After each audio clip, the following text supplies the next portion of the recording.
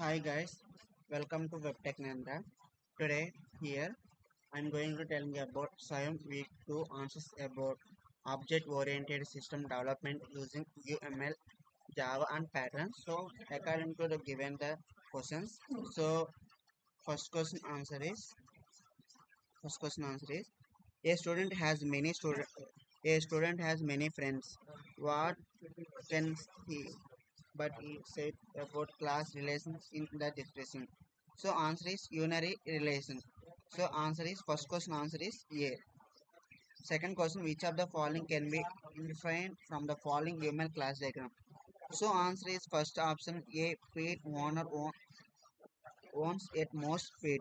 Each pet exactly one peter. Pet owner. Answer is A, comma B. Third question, which one of the following human class diagram most accurately models a person keeps many animals as pet but animal owned by single person? So answer is both C and D. Answer is both C and D. Next question, fourth question. Which of the following is implied by the class diagram given? A reference stored object is stored in attribute key object. Answer is D. Answer is D. So fourth question answer is which of the following is first indicates the relationship that exists between class and public parents? Answer is A. Is comma A. Answer is A. Fifth question. So next question is sixth one. Which of the following aspects is not part of the class diagram design? So events and actions. Answer is D. Seventh question. Which one of the following terms measures number of links and object with another object? So answer is B. Coordinately. Eighth question. Which of the following is implied by the class diagram given? So option A, option C, option D, option F.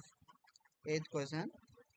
Ninth question. Which of the following categories is inherent relation between the two classes? Answer is generalization and specialization and is a relation. Answer is C, comma F. Tenth question, final question. Which of the following is not implied by class diagram? Key opens door. So key opens up to 5 doors. So answer is A. So final question answer is A. Then after complete, you automatically submit. You then click the automatic answers. Again, see the answers. I'm repeating once again. Uh, So these are the week two answers about object system development using UML and Java and patterns. So thank you for watching this video. Please subscribe to my channel. Next video week 3 answers I will upload. Bye bye.